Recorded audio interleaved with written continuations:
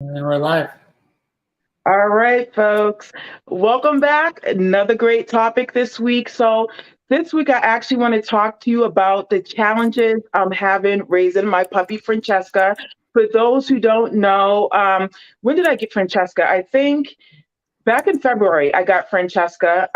She was like 8 weeks old, maybe 12. I'm not sure, but she was still a puppy. Like the ages you most get your puppies 8 to 12 weeks or whatever. Yeah. But so I got her back in February, and so what I wanted to talk to folks about is the challenges that I'm having myself with kind of training and raising Francesca because it's the same challenges that I come out to the home to help you with. And I always try to stress to my clients, Scott, I'm like, look, we're no different than you. There's no magic thing where dog trainers get a dog and they're like perfect because we're dog trainers. We Yeah. still have to go through the same motion and challenges. And so I want to talk to you about what I'm going through, and hopefully you guys can get some tips or, hopefully relate to me and what I'm going through. So I would say when I first got Francesca, it's been a while since I had a puppy in general.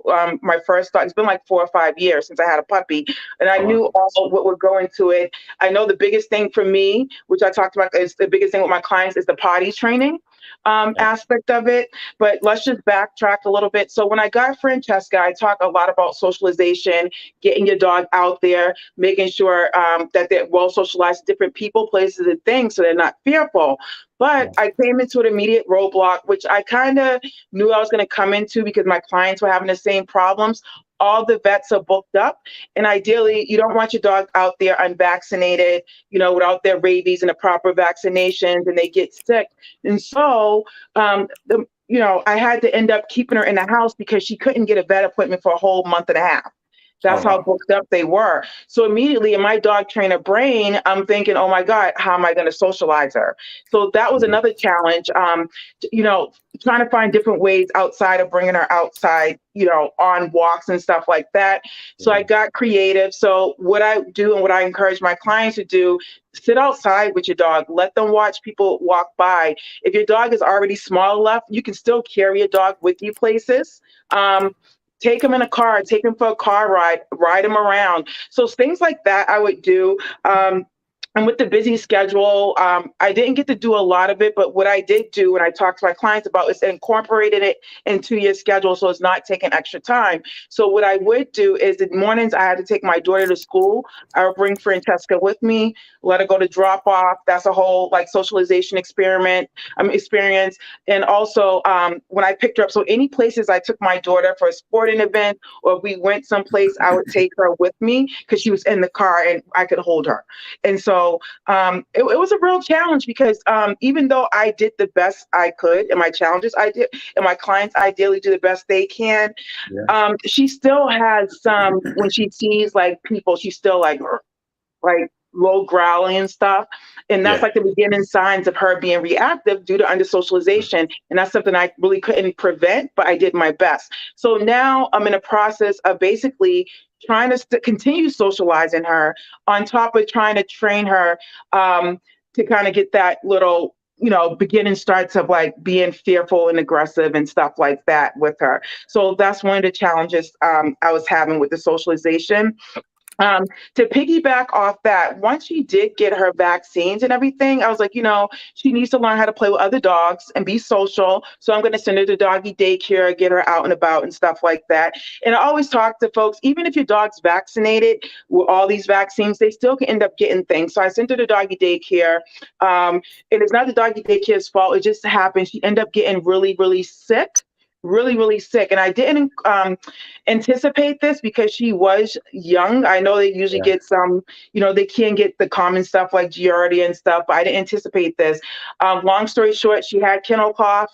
The breed she is, they can have like breathing issues. Vets, they're all booked up, so I had to end up taking her to an emergency vet. That whole ordeal, it costed like $6,000 because Wow. one, her regular vet wasn't open. I had to go to an emergency vet, would cost a little bit more, Yeah. and she had to stay overnight and get fluid. So something where it just probably should have took antibiotics and maybe fluids because her vet wasn't open, or not that they weren't open, they were booked up, and Yeah. because it just cost a lot. So a cautionary tale I always tell folks: get pet insurance early. And it's never too late. I don't care if your dog's 5 or 6. It may cost a little bit more.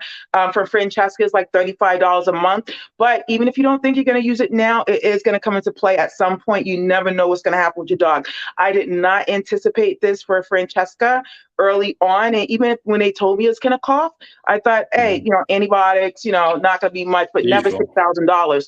But the insurance did take care of it, and I ended up paying $600 out of pocket. So Nice. that's some of the other challenges I'm having. Like, so when you get a dog, you want to make sure you can financially afford the dog. The worst Sure. thing you ever have is you getting a dog, you loving it so much, something big goes down, and you can't afford to get them taken care of, and you have to end up either putting them down or giving them to a rescue or something like that. So that's one of the challenges I had. And then even though I have insurance, it really taught me like still prepare, because they are out of pocket costs. And I had to get a pet sitter because I had to work. So there's other secret costs that you just want to be aware of. And so that was kind of a bummer for me, but I worked through it. The positive note, at least the insurance took care of it.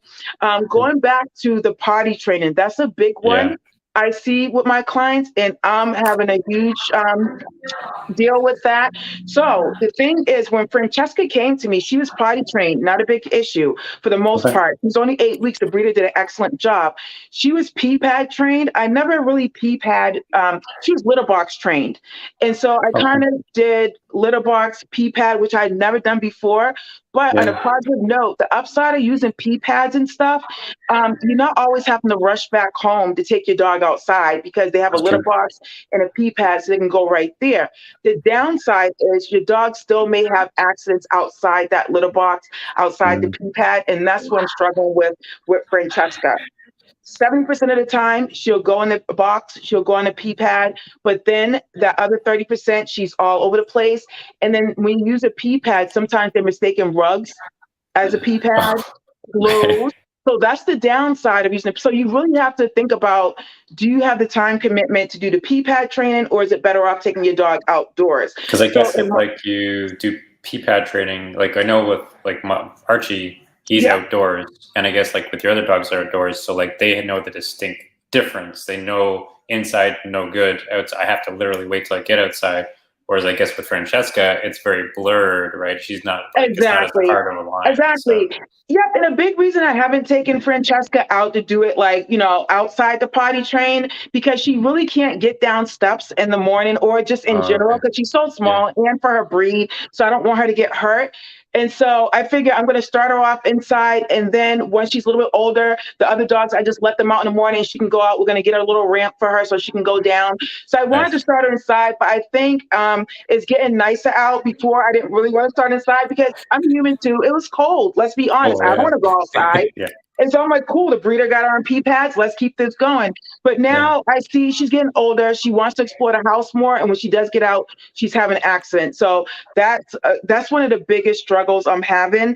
And so one, I'm going to have to reevaluate my schedule, the time commitment I can do into taking her outside the potty training and getting a family on board.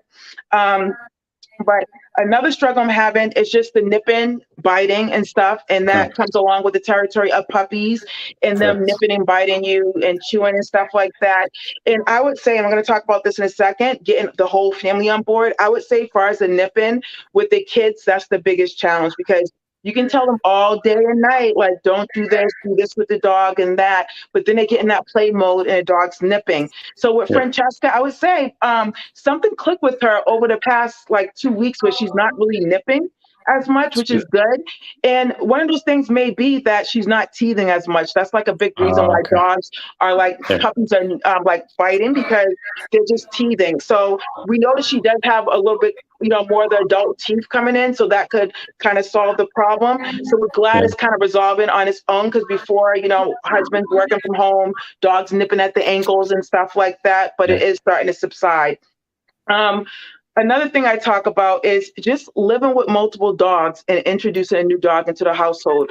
I currently, at the time, Sandy has passed away since, everyone who knows Sandy from social media, but now I have 3 dogs in the house. But even introducing her into a whole pack, they have to, maybe we'll do a whole live on this, but they have to reestablish, hierarchy in the pack. So with a puppy Yeah. coming in with 3 adult dogs, it was a lot. To be honest, it was really stressful. And Yeah. this is what I love clients to hire me for, because I'm a dog trainer. I know how to navigate that situation. But if you have no training and you just bring a dog into a house, it could be a wild, wild west. And I do get calls about that. Like, I brought my dog in. What do I do? It's like crazy here. And I'm happy to Yeah. come out to your home and facilitate that whole introduction. But for good, till this day, Francesca still hasn't met one of the dogs. And I'm completely fine with that. I don't want to rush it. I don't want to have them have I always talk about bad association experiences, how dogs Yeah. learn. And so I'm fine with that. They see each other through the door. They're getting comfortable. The other dog she does play with, but that's fine. But just setting down boundaries, working with the different temperaments of the dogs, making sure everyone's on the same page, making sure they're sharing. That's a big thing with dogs in the house. So that was a struggle I was having, but it's all starting to come together.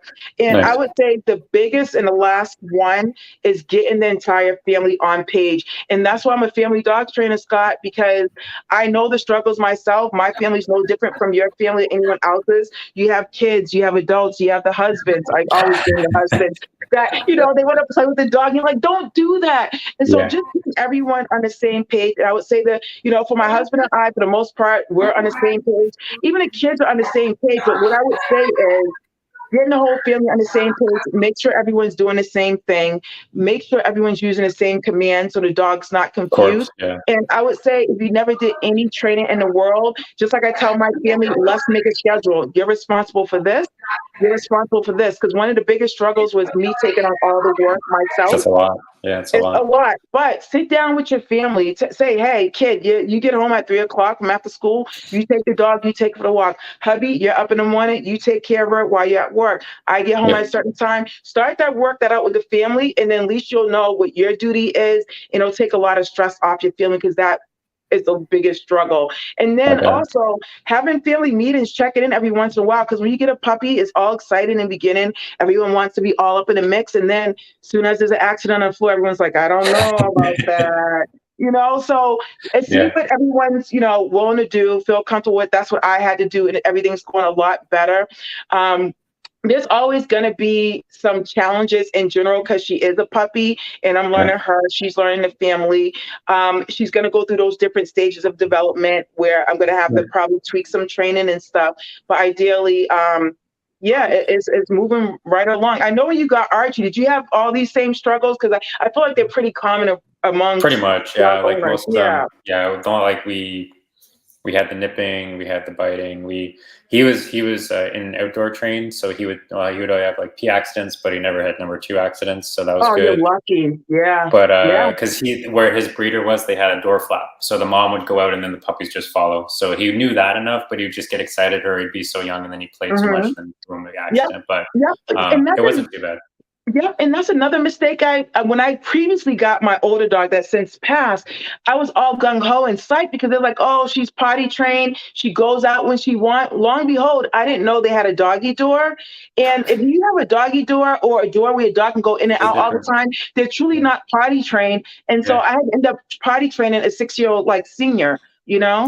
So Yeah. just keep that in mind. And if you're getting a dog and you're unsure, I love coming out right before folks get dogs, so I can help prep them and prepare them. Then coming out once the dog get there and then starting training. The earlier the better. That's true. But I hope me expressing some of the challenges that I have makes me, even though, like I said, I'm a dog trainer, but I'm human. We go through the same things, and that's why I'm here. Like I said, I became a dog trainer because prior to me becoming a dog trainer, I went through all this stuff with my first dog, no trainer, just kind of Googled it. And then I was like, I have to help families. And so that's what I'm here for. So I encourage you, if Yeah. you need help with your dogs, any type of training, or, if you have a question, reach out to me. I'm always on social media. I'm always available to you for my services and help. Go to downforpaws.com, check out the new website, check out Yeah. the services. I know summer's coming along. People are getting out more, so you're going to need some help.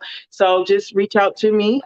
Scott, do you have anything to piggyback for folks or say? That's pretty much it. Like, Yeah. Cam's here for everything you want to help for. If you want, check the comments of the original post. I put down the link to our YouTube playlist for all our live streams. So if you're looking for different types of dog training tips, there's tons of stuff there. And don't hesitate to reach out whatever way you're comfortable with, the Pam, anything that works. If you have questions, even if it's just simply putting a comment on this live, then she'll get back to you for sure. So that's all I got. I know you're going through the journey, so we'll check Yeah. in with you, Pam, maybe in another 3 months to see how the next 3 months or Oh so yeah, we'll was with definitely do an Fran. update so everyone know how Fran. And you always can follow me on social media. I'm always Yeah, posting educational videos with Francesca. So that's essentially my journey being documented. So you can follow it too if you want, help social media, training, and you can look on the reels and stuff and see all that there those you go. cool All this tips. good stuff is there for sure. Yep. Yeah, it's awesome. All Cool. right. All So right. everyone, I hope you enjoy your week and have a fabulous weekend. And we'll be back next week with another great topic in life. See you later, everyone.